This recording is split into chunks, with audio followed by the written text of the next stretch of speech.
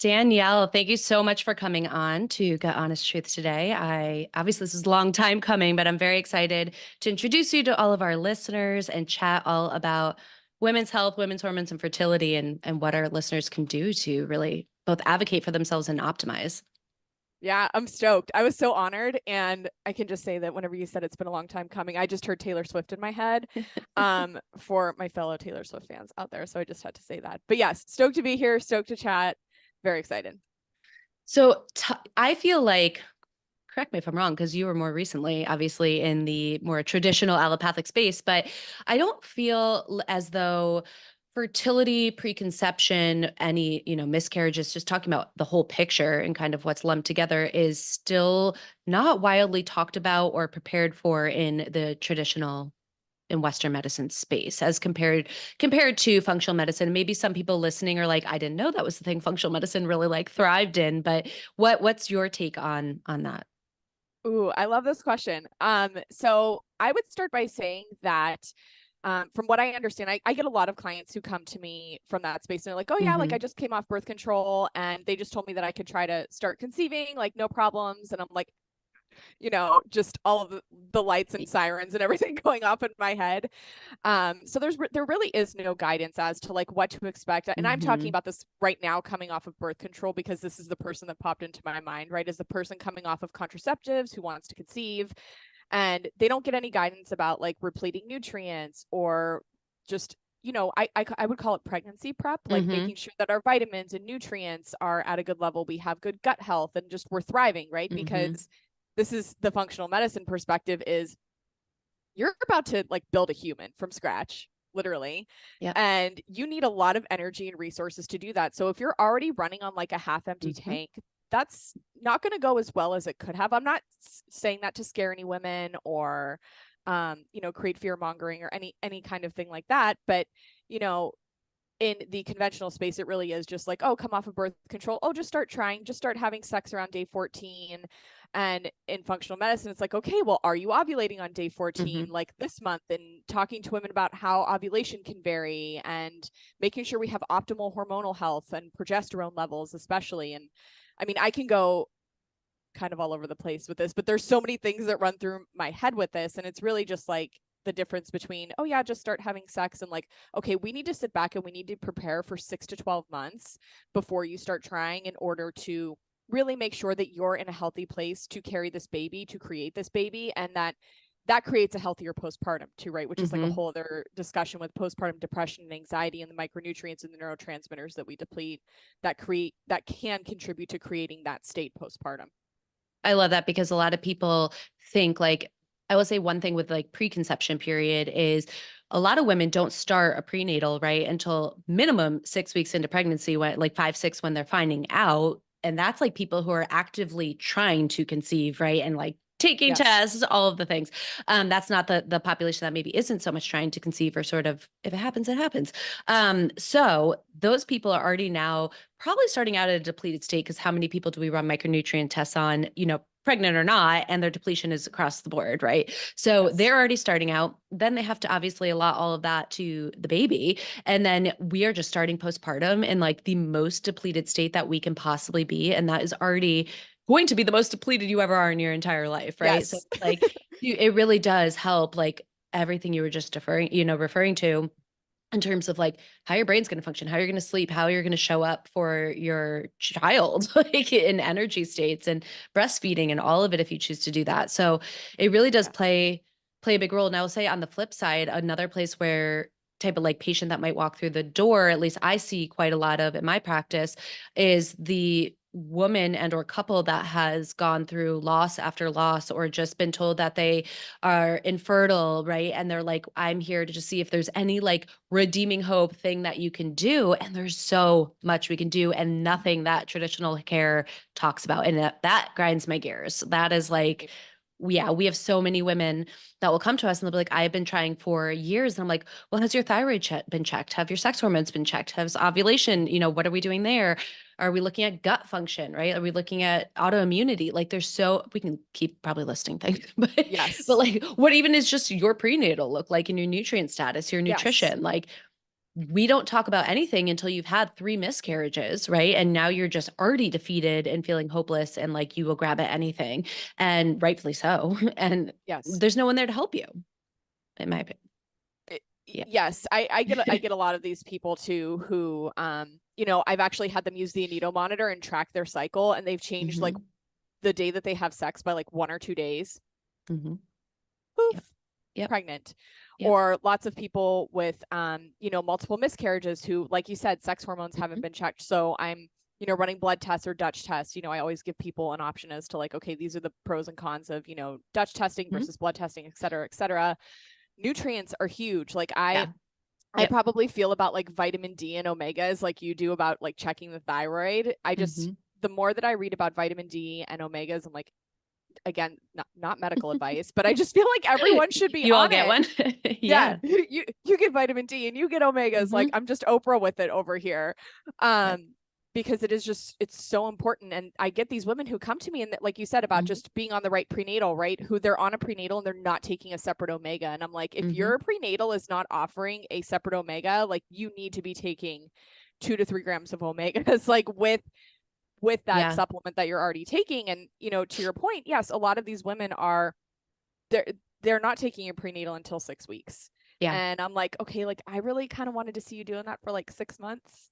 Yeah. Three People think months it's at a crazy, and I'm minimum. like, months before, you better be starting that. I mean, and I also just do I to preface and backtrack on everything we're saying, like, there are, of course, situations like where you are hearing this now and you're like, well, I didn't do any of that. And you got pregnant healthfully and the baby is healthy and like that happens. And thank goodness Totally. that happens. But like this is more for the people who either have the ability to prepare or have been struggling and don't know where to turn. Right. So Yeah. I do want to preface that. It's not always like doom or gloom, but Yes. So many women come to me with so much room for improvement, right? And it's really cool though, because of the way that I talk to my audience. I've been getting a lot of women who are like, I want to get pregnant in 1 to 2 years and I really want to start optimizing my health. And I'm like, this is I know. yes. You're like, I you're the just, perfect line. yes, I just get so excited. Yeah, Is this videoed, by the way? Because people are it really going to is. enjoy, they're going to It totally is. enjoy my expressions and see my excitement about this, because I've had probably 3 people sign on in the past 2 months who have had that story. And they're just Mhm. like, yeah, like everything's pretty good, but I'd really like to get into some deeper testing. And I'm like, Mhm. oh, the word is getting out. I know. It's so it's we just have to keep talking about it more because people don't feel like there are tools out there for like how many people I've checked over the last decade, just their thyroid and been like, your T3 is in the garbage, right? Or you have autoimmunity going on and no one ever checked that. Like we didn't think upon the specialists of OBGYN, endocrinology, PCP, and even just seeing like fertility specialists that we should check a full thyroid panel. And that might be not just a functional thing, like in the research to show that whether it's upping your thyroid medication to get pregnant and stay pregnant or just to fix that before you try to conceive can make all of the difference in the world, all of it, Yeah, right? thyroid hormone's super important. So if people don't know, again, not a fertility specialist, but to my understanding, that your thyroid hormones, a full panel should be checked once a trimester, Yeah. because your need for that increases Mm. as your baby grows and as your baby needs more. So if you're not advocating, if you don't know what's being run, and if you're currently pregnant or thinking about Mhm. trying to conceive, like that is one thing that I would consider really putting on your list of things to talk to your midwife or your doctor or whoever about, like making sure that you're continually checking that thyroid level as your pregnancy progresses. Yeah. And even just, you know, prior to trying to conceive, like you were saying, I see women who they're like, yeah, I've had my thyroid checked. I'm like, okay, but like what labs did they run? And it's always a TSH. A It's T4 just doesn't yes. even, Yeah. a T4 doesn't even register because it's a TSH with a reflex T4, and their TSH is normal, even Mhm. if it's like 4 or 5, Yep. you know what I mean? Like on, depending on the scale, Mhm. and the lab that you're looking at. So, you know, but their T3 can still be Yeah. Yeah. in the Or pooper. even think postpartum, right? If you're struggling with postpartum depression, anxiety issues, like have it checked. Obviously, it's going to be a bit wonky for a while as your hormones are fluctuating. But like, God, I remember when I had Caleb and I liked, I went to a traditional type of OB with him and I liked them though. I felt confident in my care while I was there.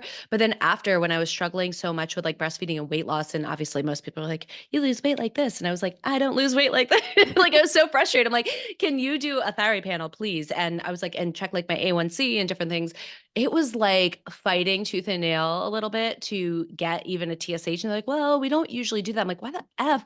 Pardon my language, guys, are you not doing that with every postpartum woman? Like, I just delivered a child. And this was like, the 8-week follow. It wasn't like right afterwards. And I was like, if a woman is complaining of anything, why is that not the thing we're testing? Like, so I digress. Sorry if But anyone no, knows where I went for my OB/GYN, but thyroid it's a hormone normal thing. it's related to everything, right? Like your mood, your weight loss, like, I mean, Mhm. metabolism. I know there's like 1,000 things, sleep, poop, everything. Like your thyroid Yeah. hormone is involved in every single cell. So I just think that and obviously we need to look at trends and other things, and there's a whole other conversation that we Yeah. can have on the side about this. But yeah, I don't quite, the whole women need to beg, just anyone needing to I know. beg to have things checked that are related to their body is one of the things that infuriates me most when I Yep. do consult calls with people. And I do work with mostly women. I do work with some men. Like we're not shunning off men in my practice. Mm. Um, but the most infuriating thing for me to hear about is just how they've begged and begged and begged, and they've been told hormones are too fickle, we can't do Hmm. this, or they, by some miraculous act of God or the universe or whatever you believe in, they have their hormones tested, and they're like, okay, like what day were what day in your cycle were these tested on? Never right. I don't know. Or it's like day 13, and I'm like, Yeah. Yeah.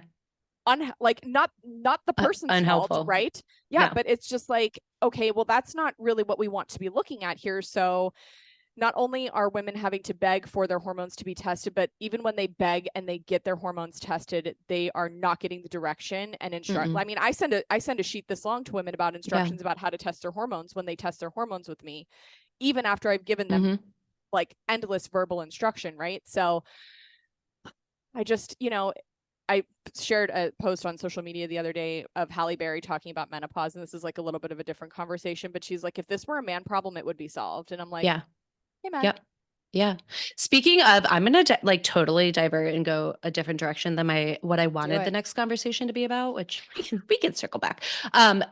But men, can we just bring men into this conversation? Because we're talking about Yeah. preconception and we're talking about fertility and infertility.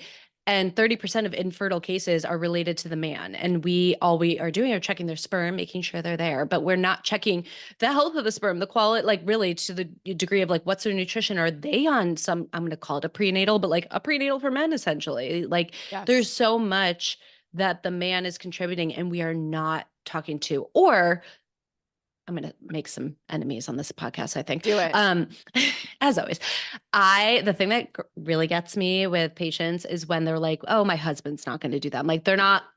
I'm sorry. Oh, they're not Your fucking relationship is participating. they're Like, not part of this equation. They want the child, but I'm they sorry. can't be bothered with cleaning their damn diet up. Like it just Oh, that's the it stuff that all of my sends me men over the followers like edge. I'm out, but it does send me over the edge where I'm just like, this Yes. is not just on the woman, and there's already so much pressure on a Oh my female, and this is gosh. coming as both a clinician and a mom, like so much pressure every day for the rest of your existence on the mother, and it's just like 30%. That's a high percentage, okay, Yes. of infertility being due to the man.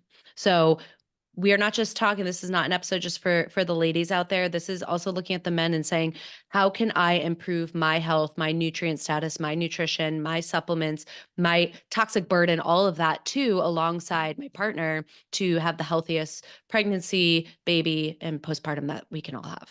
Right. Yeah. No, I mean, just 100%. And I've actually heard up to 40%. Yeah. I've Yep. heard 40% man, Yeah. 40% woman, and then 20% just, there are those weird cases, but I mean, also I'd love to like delve into what people consider Yeah. unexplained fertility, right? Like Yeah. that's a Yeah. whole other There's always an Pandora's explanation. box. Yeah. Yeah. Yeah. So, but yes, and even so I'm working with a woman right now who she's in her very early 30s, and I mean, has enough progesterone probably for the both of us. Everything looks like everything is optimal. And I'm like, your husband needs to work with someone, and he's totally willing. Like, it's actually Yeah. one of those cases where he's totally willing, but I'm just like, okay, I feel like I have dug at everything that I can possibly dig at for you. And I am not I know about male fertility, but it is not my area. So I send them to one of my friends who does that work. But yeah, that's something that really grinds my gears as well, because it's like, I'm sorry, but you're 50% of this equation, and if you Yeah. literally can't be bothered to like get enough sleep and Take a eat, multivitamin. yeah, like Yeah. lick a Yeah. vegetable, eat some protein, Yep. exercise, lose some weight. We know, I'm sorry, but we know that obesity contributes Yeah. to fertility issues in men and things like that. So yes, Yeah. I could Yeah. go on That's about our that. vent. That's our vent for the day. We could go on, Yeah. but I feel like we're peeving people off.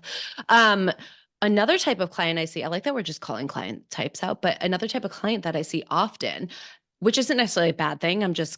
This is more words of how do we guide them through a better way to like take care of the foreseeable future and plan, is the one who has been either trying for a long time and sort of wanting to work with you, or maybe they haven't been trying, but they've been struggling chronically with like health issues for, let's say, like 6 to 24 months. And they're like, I'm ready to do it, but also I'm going to try to conceive in the next month, right? Like next cycle, my husband and I want to conceive.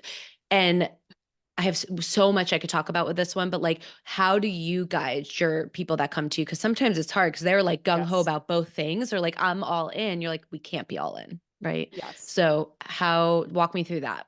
Yeah. So what I will generally tell people, and even if people are like 100% in with me, I want to talk to them in a consult call, because I don't want there to be any surprises along the journey. Mm, I feel very strongly about my integrity with transparency and being honest with people about what to expect as much as possible, right? There's no guarantees with the human body. I think mm-hmm, you and I can both speak to that.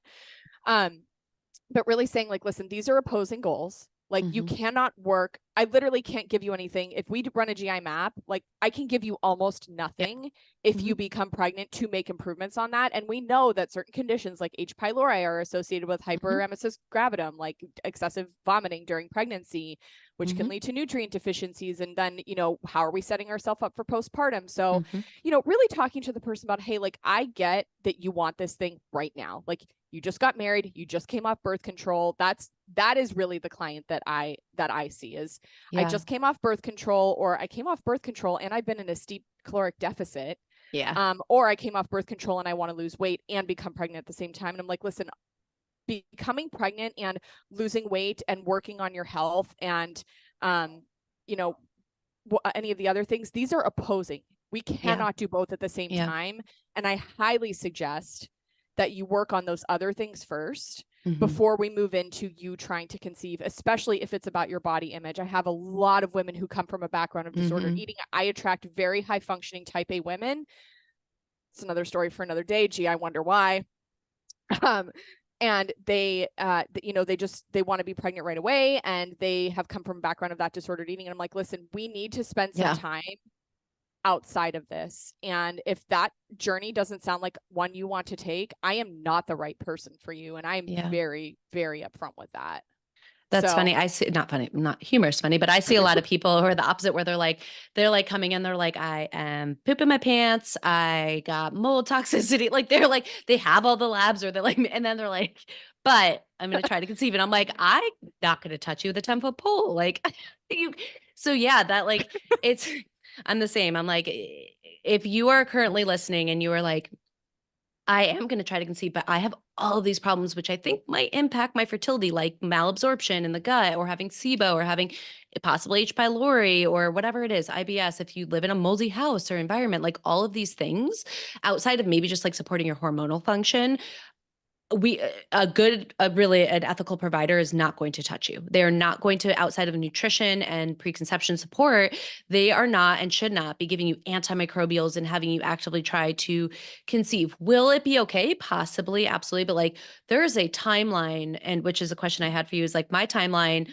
is really, it varies on what we're doing, but like a 3 to 6 month period totally. minimum, where we shouldn't be trying to kill something in the gut, or we shouldn't be actively trying to get rid of molds in our body or metals in our body. Like, they can and will go through the umbilical cord if you get pregnant, and potentially impact the baby, and or just move things, that were carefully placed in your body, like into out of alignment, and so that they're in your bloodstream and can be passed around. So, um, it definitely, that's just, if your practitioner is like, yeah, let's do all the things, even though you're like, it's, I also get those patients that are very pushy about it, and they're just like, and Yes. you kind of feel like fall into this, for lack of better words, trap of needing to provide those products, provide those things, and you're like, I don't agree with this, and like, I don't, yeah, you're like, I don't agree, I don't know what to do, It's and it's really not recommended. I've been there. yeah, I mean, I echo everything that you said, and I feel the same way. 3 to 6 months after we've done hefty work, I have someone right now who just continues to put out a lot of parasites. And, we talked in Yeah. GHT Academy. I asked in the chat just about how many Mhm. cycles is actually do we want to Mhm. be doing, because this person's actually she wants to get pregnant, and she's experiencing still having like rash breakouts and things like that and I'm like, I thought we were going to stop like the parasite cleansing, Yeah. because at some point you have to pull back, and like Yeah. you could be causing more damage, right? So there's also those people where it's like, Mhm. I know you want to do all of the things, like talking about that person.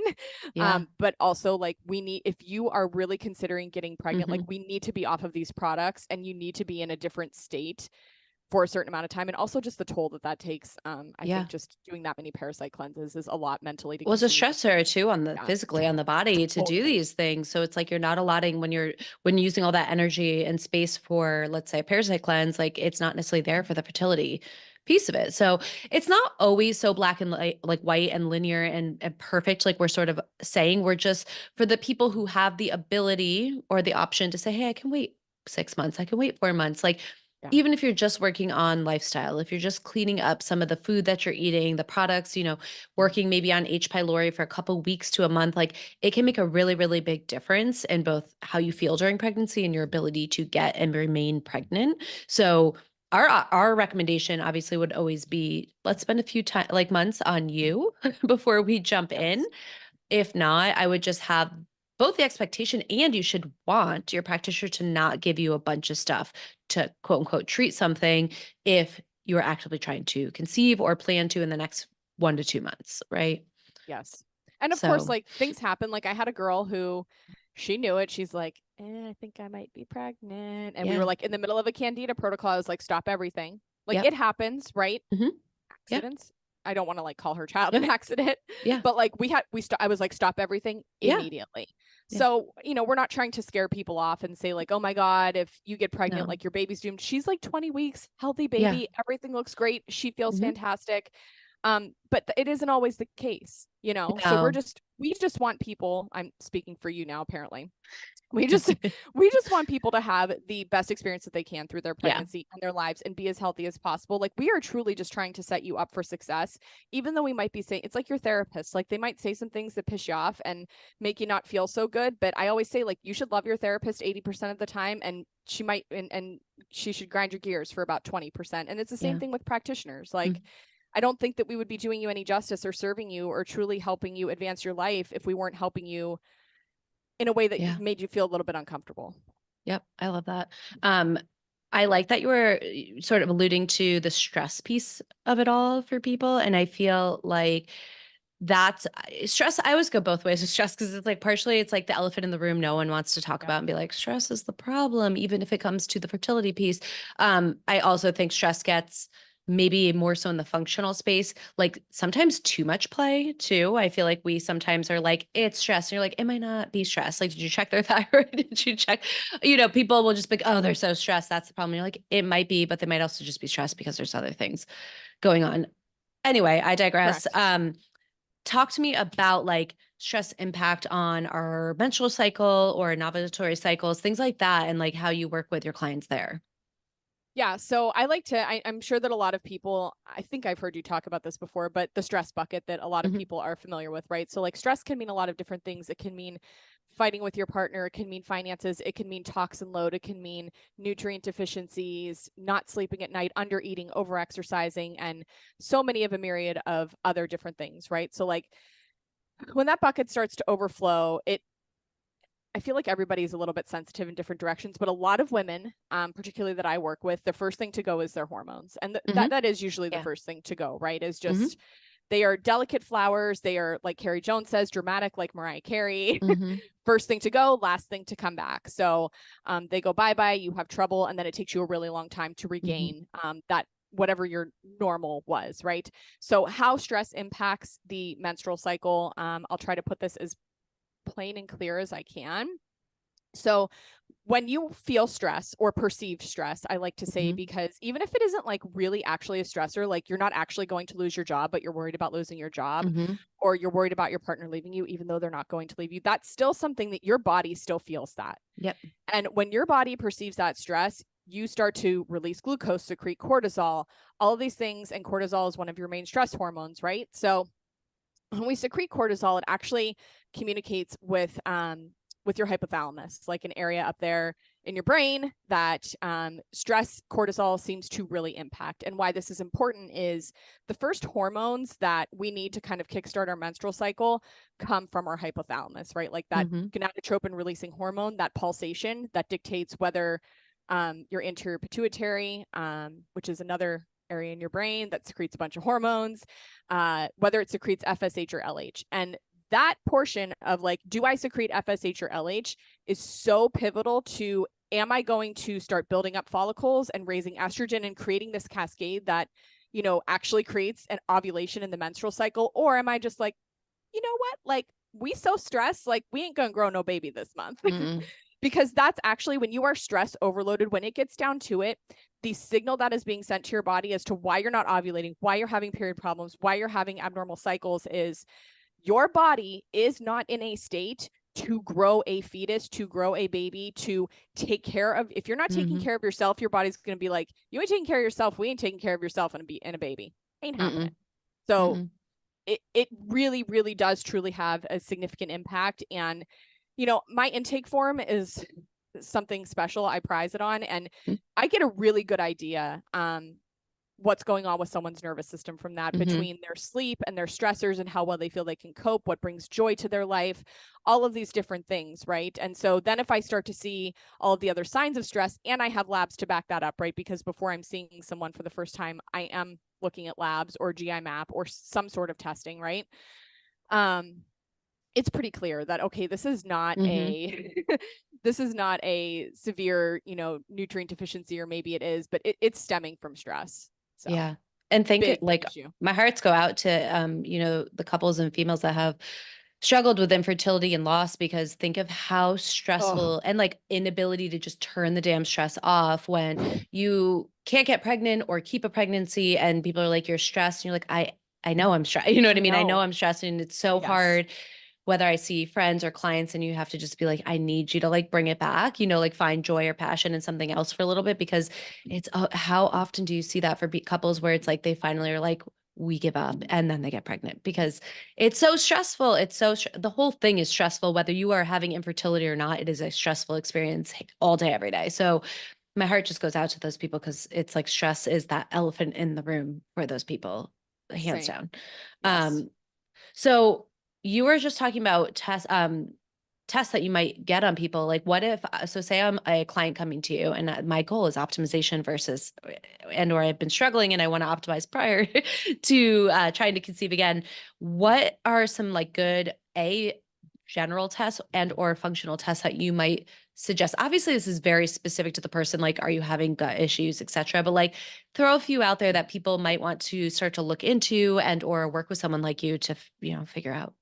Yeah. So I love this question. I would say, you know, if I have basic blood work from the Mhm. past 6-ish months, that Mhm. is probably something I don't need to repeat. But things that I don't typically find on like common blood testing, there it goes. What? D- Anyone who's watching the recording, all she did was an air quote and some balloons It's the went off. I've twos. a Yeah. what? Is that happen It's for me?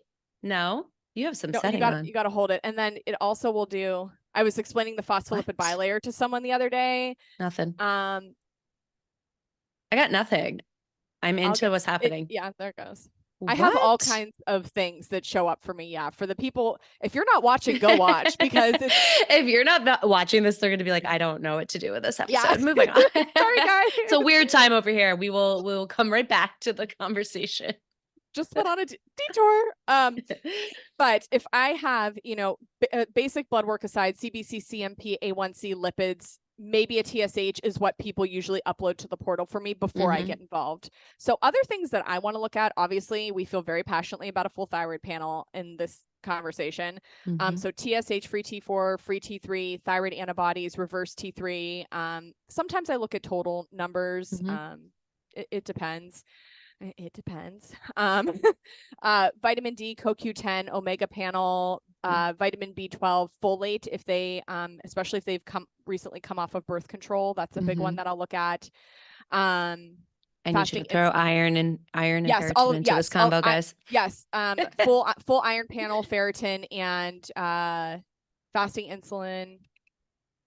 I feel like I'm missing something, but those are so general blood tests. And then if someone comes to me and they've actually had like a good workup, say they're having gut issues, I always want to do a GI map first, even before I do like SIBO testing, unless, and I really don't, I feel the same as you do. I don't want to do a SIBO test without a stool test. It just, there's a lot of things that can be missed there.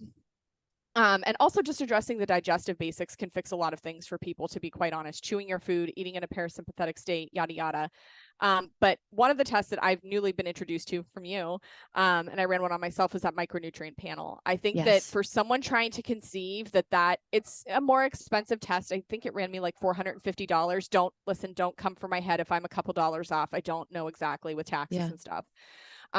But that is the biggest thing that we are trying to preserve and build up in that pregnant woman, right? To make sure she has a healthy pregnancy, healthy baby, healthy postpartum. To me, that is huge. And then if from there, if someone's screaming like toxin burden, they're having weight loss resistance, they have a lot of histamine issues. There's that person who's like doing all of the things, right? You're like, oh my God, like I'm like racking my brain. Then I start to think of like, is this a toxin burden issue? Could there be Lyme disease, which is a newer thing that I'm delving into. So yeah, that's kind of like my order of operations. I always like to start with the foundations. I very rarely will ever, if I'm running a toxin test or like a Lyme test on you, it's because we've been working together and things are still not where they should be and we're missing something. That's how I work. I don't know. I'm assuming you probably are. For those, it so depends, because if somebody's like I had a patient recently who's working with like the top dogs in the country and has had all normal tests, feels like obviously trash, and I'm like, history of tick bite, she's like, yeah, twice, and I'm like, are we serious? Like, no one has checked you for Lyme disease or co-infection. So I just did a basic IgM IgG on her to see positive.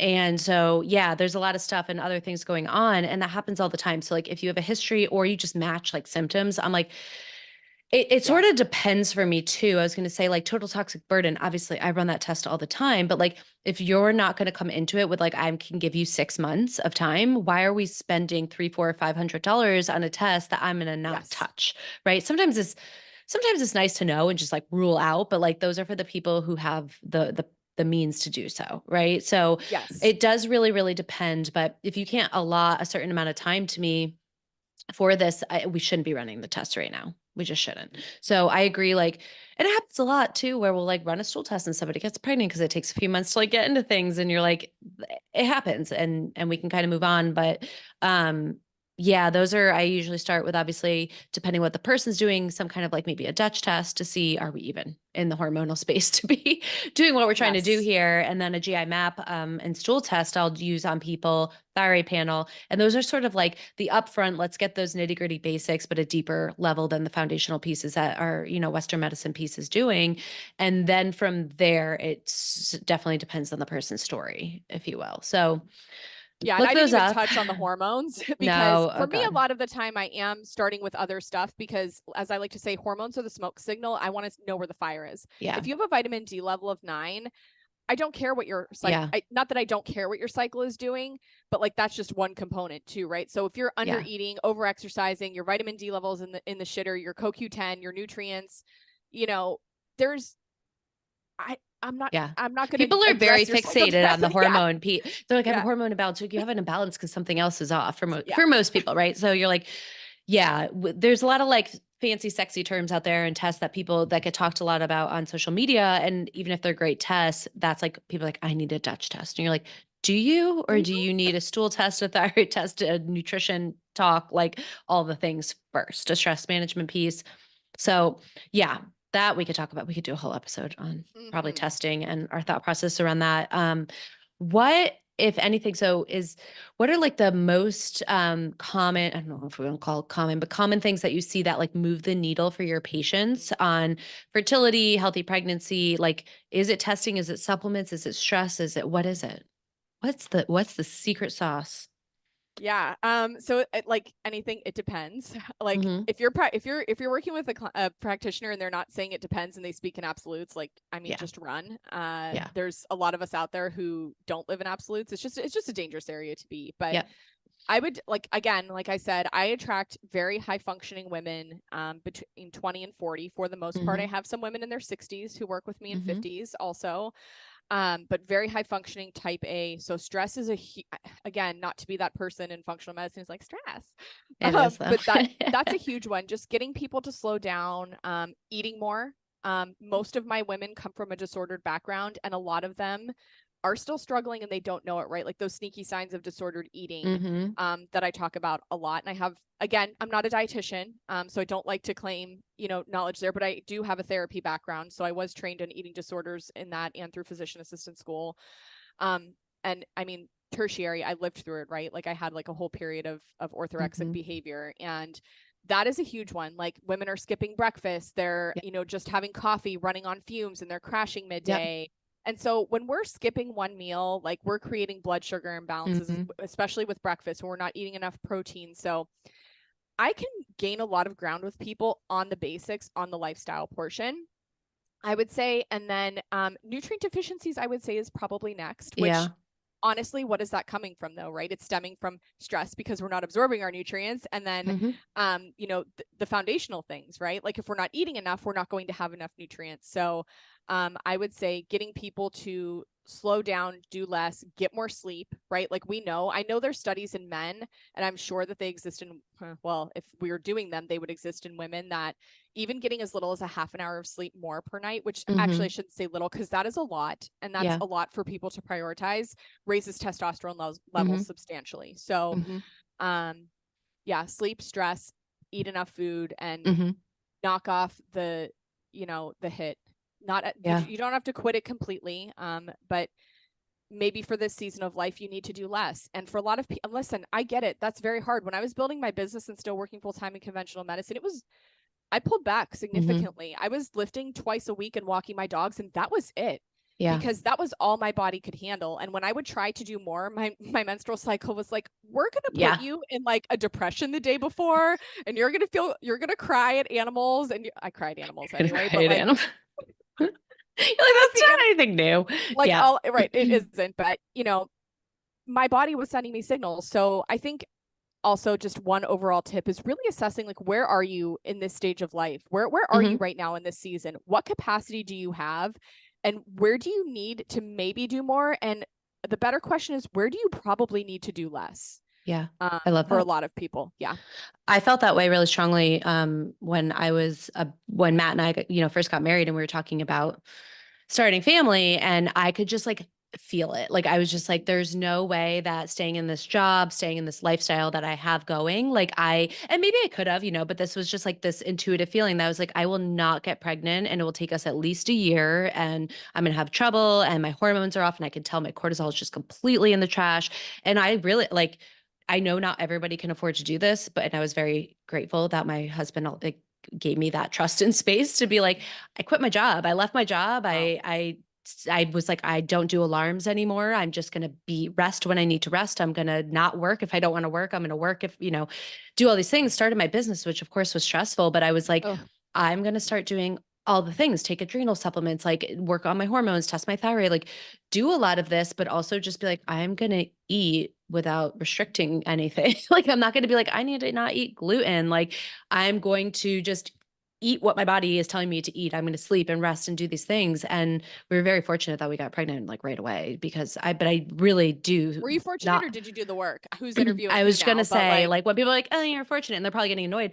I put a lot into my yeah. preconception period. And like, I really, really do think it was what did it. Like I of course have the knowledge and ability to do that, but like I put myself through a protocol. Like people say, I'm like, I did the things, I treated H. pylori, I did all the stuff. I like really like I did a lot of major life shifts, but that was the first thing I told Matt. I'm like, oh, we're not gonna have such a hard time getting pregnant. And I was like, I gotta either go part-time or do something different. And it was Yeah. exactly that. It was stress. I was like, I can feel it affecting everything in my body, like I've everything. been there. I mean, So, I think you and I connected right at the end where I was like just about mhm, to yeah, quit my job, and it, I mean, yeah. it And that's hurts. scary and Like, stressful too, but it's like, dude, I it's not mean, as that bad as was staying in a thing that is taking the life out of you. it isn't. I was literally just talking to my therapist about this yesterday about like the set of balls that it took for me to do what I did, like with no backfall besides my savings account. Like Yeah. it just it was scary Yeah. and it took a Yeah. set of something, but I knew like I work with so many women too. I can speak to this, and I'm going to kind of circle back to my story a little bit, but who are afraid to do the thing that Yeah. is like to speak to the thing or to leave the job because it's secure or leave the relationship that's I was hurting just saying. them or Mm-hmm. ditch the toxic family dicks.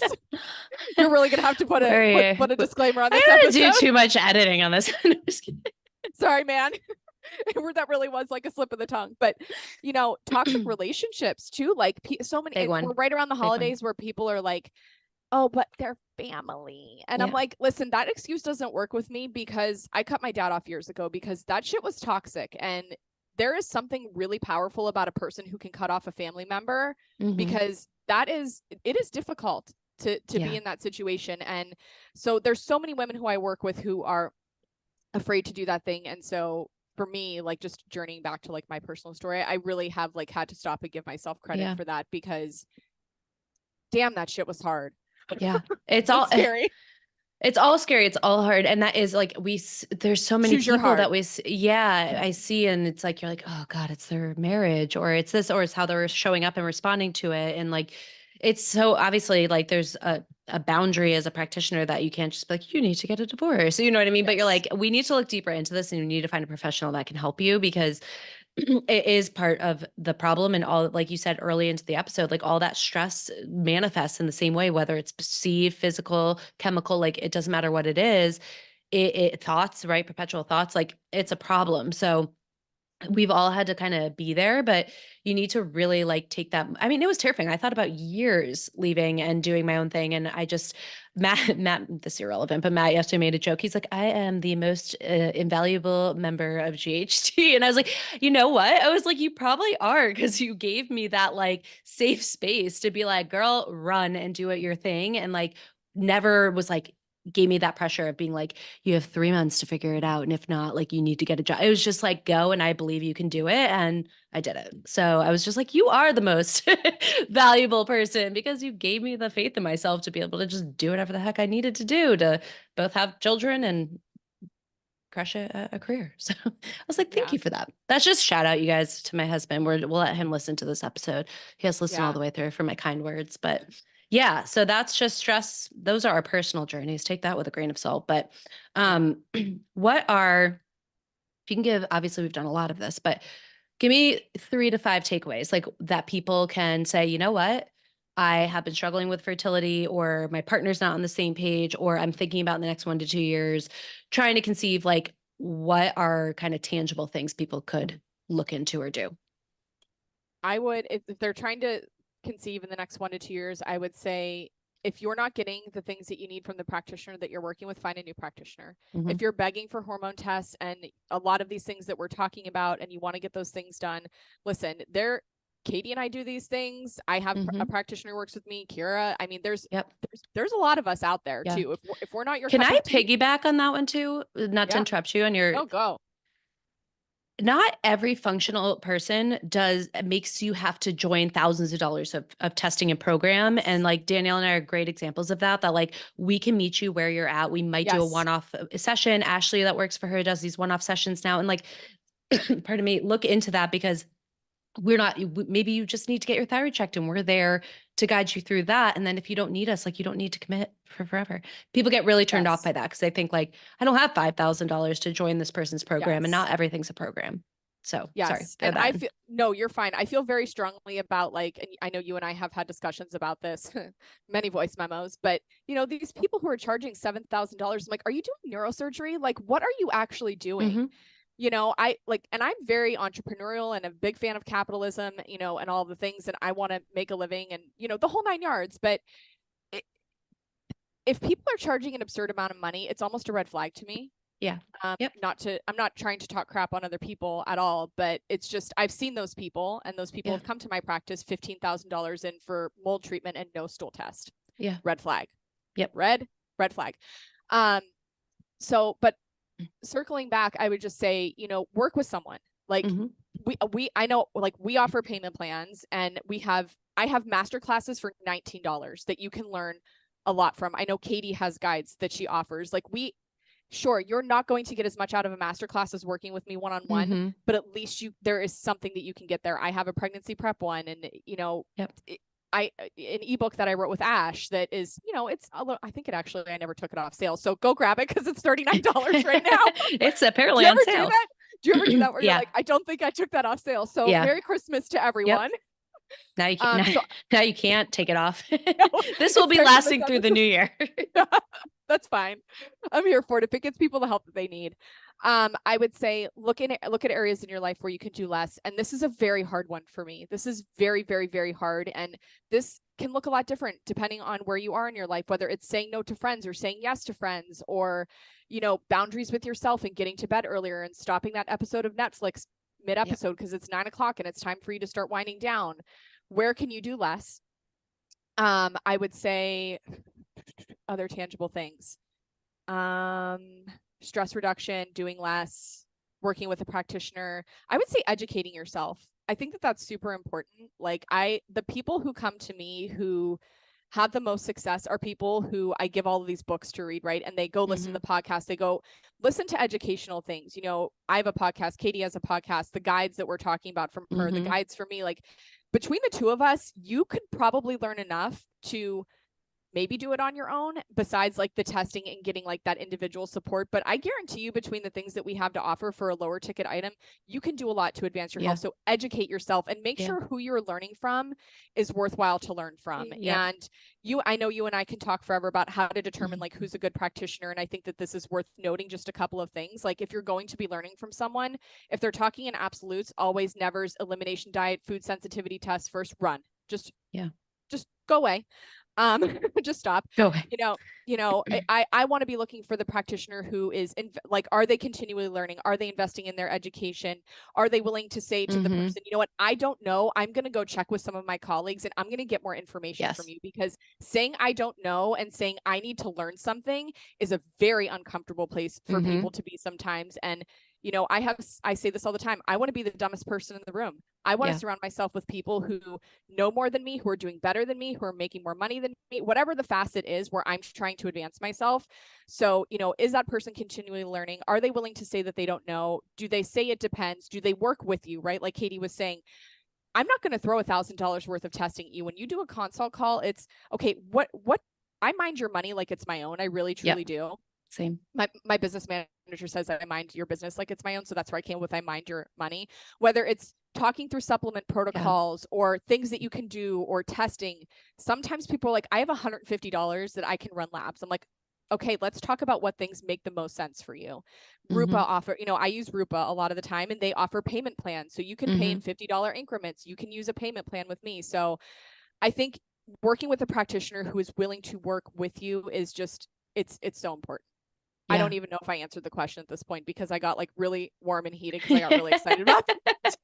I don't even know. You're like, can Very you passionate. restate the question?